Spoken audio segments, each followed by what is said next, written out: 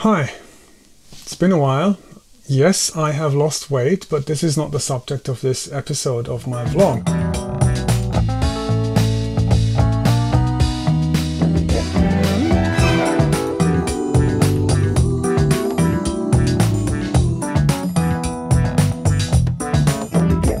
I'd like to talk about designing for animation.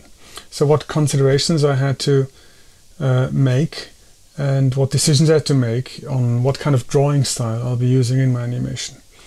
It comes down to two things. One is, of course, personal preference and your own artistic style, and the other one is efficiency or pragmatism, because you want to get the animation done in your lifetime, especially if you're a one-man operation. My personal drawing style when I draw comics is quite different from what you might see in Phungus Mowld. Most of my drawings have more detail. I draw far more wrinkles in clothing, and I use hatching quite a bit. And there's far more open lines in my hand-drawn drawings. If you do frame-by-frame animation, you can have any style you want, essentially. But it also means that if you have a lot of detail, you might get these wiggly, squiggly outlines, or if you do hatching, you get a lot of nervous movement because you can't really keep the hatching animated in a smooth way. And for some people, that might be great. I mean, it's a very artful style, but I wanted to have something that is closer to the commercial animation styles of things like Rick and Morty or Family Guy, Futurama, whatever. And that meant pretty straight outlines. So I decided on that style to minimalize my style, to have a bit less detail, just to make the animation easier to produce. Nowadays, most commercial productions use something called puppet animation, where you put a bone skeleton in a vector drawing of your character, and you would use those bones to deform the character. So you can bend the arms, or you can have a walk cycle, and all you do is, rather than drawing it, you draw it once. You have this rig, what you call a rig. You have this character drawn once, which is then deformable in a way. And that skeleton, those bones will control the character. So all you have to do, or the animator has to do, is actually move those bones like a puppet. That's why it's called a puppet animation. So he or she would never have to, or almost never have to, draw any part of the character once it's rigged and completed. This makes operation more efficient. You can save a lot of time, and you can have the computer do a lot of interpolations. So you would actually only set the certain end positions of an animation. So instead you would animate the bones, so it's this position, and then you go X frames later, you have it that position, and in between you just ask the computer to do the rest. My characters in Phungus Mowld, because I have reduced them in complexity, and I have essentially only sketched them a few times in pencil, and after that I have traced them in Moho and then rigged them and never have drawn them again, I cannot draw Phungus Mowld easily by hand. If you would just tell me if I would ever become famous and I'd have to do like a, signing artwork, and somebody came with a white paper and say, "Can you draw me Phungus?" and put a sign on there, I'd look really stupid, because I probably would draw a really shitty version of Phungus, because I've never practiced drawing him a lot, because it's not a comic and I've just drawn him once, and now it's a rigged thing that I can animate. So that is kind of weird. For example, you might have noticed I'm planning another series called Shady Woods, and because I've improved my animating skills a bit, I feel confident enough that I can make Shady Woods in a detail level, probably, that is very close to my normal drawing style. And since I have been planning Shady Woods as a comic originally, I have been drawing it over and over and over, and I can really draw it by heart now. And if you tell me, oh, just draw Eisengrim or draw Humbug Folderol or any of the characters in that right away and sign it, I'd just do it, and you'd recognize it, and it wouldn't look horrible. So that's the difference between Phungus Mowld, although science fiction in a way is closer to my heart than fantasy. I really can't draw them well. that's a decision I made, and I have to live with it, I guess, or I have to start practicing drawing my own characters. Really weird, I know. Another thing was really hard a decision was when I started out, I wanted Phungus Mowld to have a bit of a 70s retro futurism vibe, and initially I drew all the backgrounds without outlines. If you have followed any of my production of Phungus Mowld from the very beginning, you will have noticed that I have done this 180 on background drawing styles when I was half done with episode 1, and that pushed back production for, I don't know, 3 to 4 months. Was a really tough decision, but I think it just felt right once I did it, although it was much more work in the end, and I had a lot of issues to overcome using outlines for the backgrounds. I had to change my workflow quite a bit, but I think it's worth it, and that's my animation style now, and I'm happy with it. But I generally, if you ask me, would you recommend doing that? No. I think it's much less work and much easier if your backgrounds have no outlines. And if you're asking me what should I do, I'd say don't do outlines in backgrounds unless you have a team. It's just more work. Adjusting the thickness of these lines, making sure that they look right, that it's well balanced.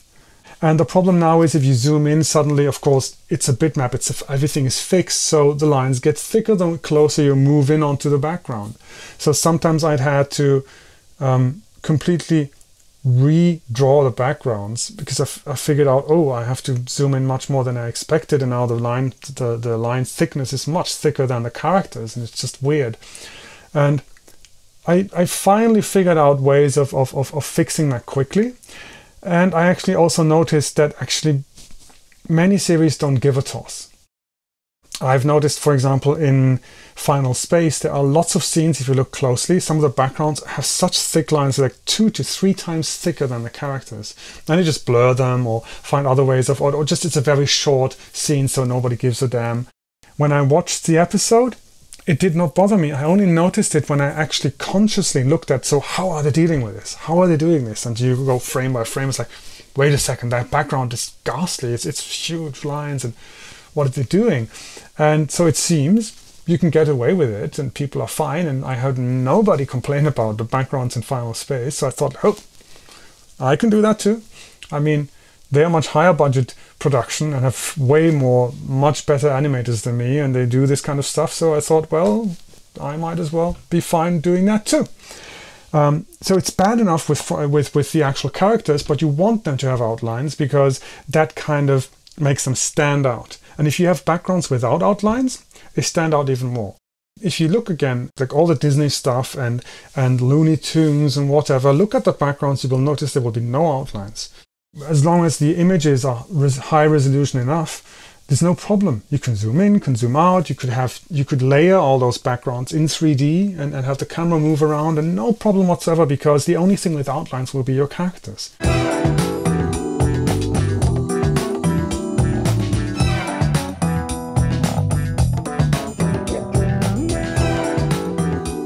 I also want to show you quickly how I design my backgrounds, how they get together. So very often I start off with a paper on pencil, rough, very rough, often just thumbnails, tiny images, just to get a rough idea of what's the scenery going to be.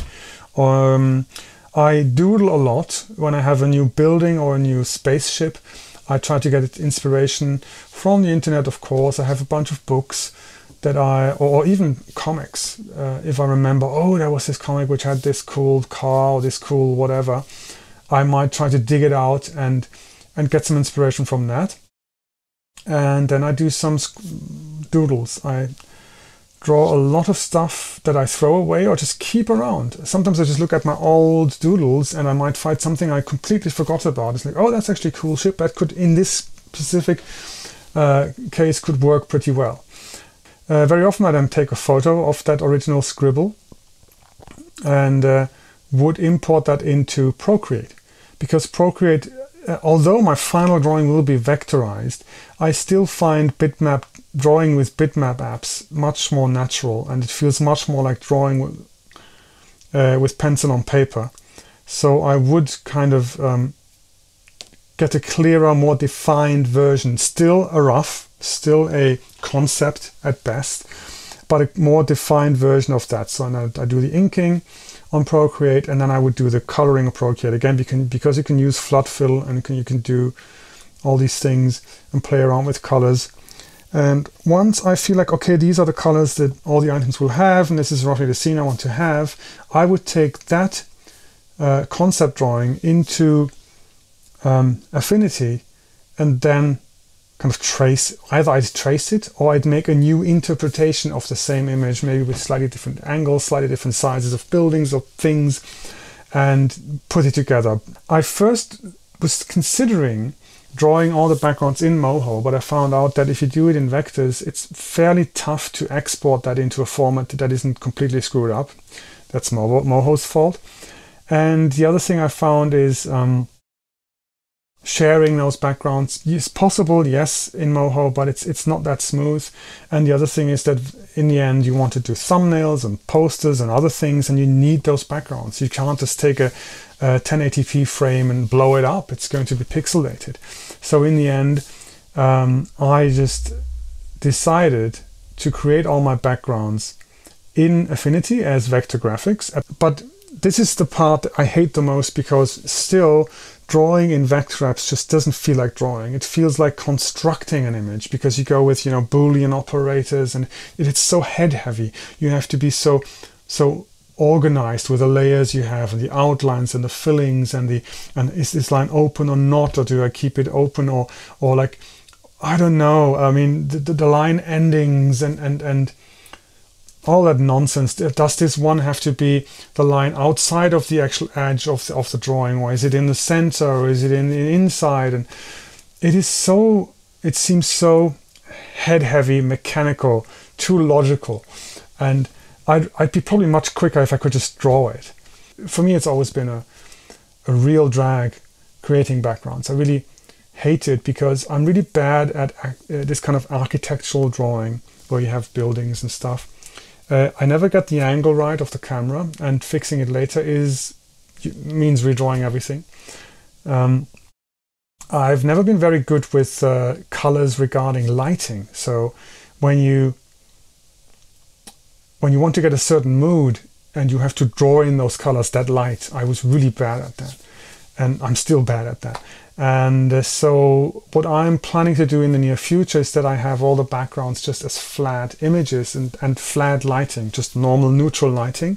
And I would try whenever I can then to put those backgrounds not as a flat background image, but in 3D space. So you have a flat image of a floor, you put it on the floor, literally. You have the back wall, the side wall, and put them all in 3D space. That way I can more easily adjust the camera angle and it still look nice. And I also can put in actual lights in the scene. I would use a compositor like Apple Motion, put some real lights in the scene, and if I don't like the mood, I just change it. Have a red light, have a blue light, less light, more light, shadows, yes or no. So these things I can do to kind of adjust for my inability to draw moody lighting.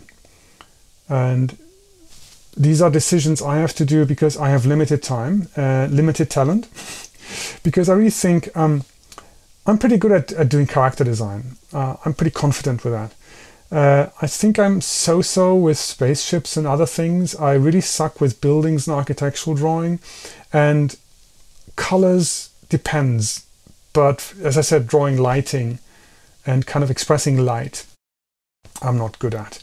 So if I ever get a budget and a big team, I would prefer to just be creating new characters, maybe doing some thumbnails for storyboards, writing scripts and doing narration, and leave all the other work to people who are just so much better than me.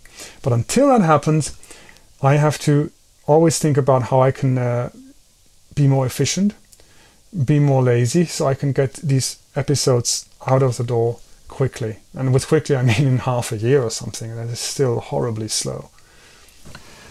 So I hope my ramblings have shed some light on my design process, how I create those backgrounds, what decisions went into the way these characters and the whole series looks. And you can understand that all these imperfections are there for a reason. Sometimes it's not because I think it's good this way. Sometimes it's just because I don't have more time. I just say, screw it, I'm just going to go with this. There's many things. I can't really watch my first 2 episodes anymore because I only see the things that went wrong and the things I want to fix but didn't have time to fix. And I just move on and hopefully don't make the same mistake in my future episodes. I'm working on an episode right now. And currently I'm in the dreaded process of doing the goddamn backgrounds, and I have to get through this. And I hope it's going to be done soon, so I can actually do more fun stuff like animating the damn thing. I hope to see you soon in another vlog episode. I'll be putting out these vlog episodes a bit more frequently in the near future, hopefully. And see you next time.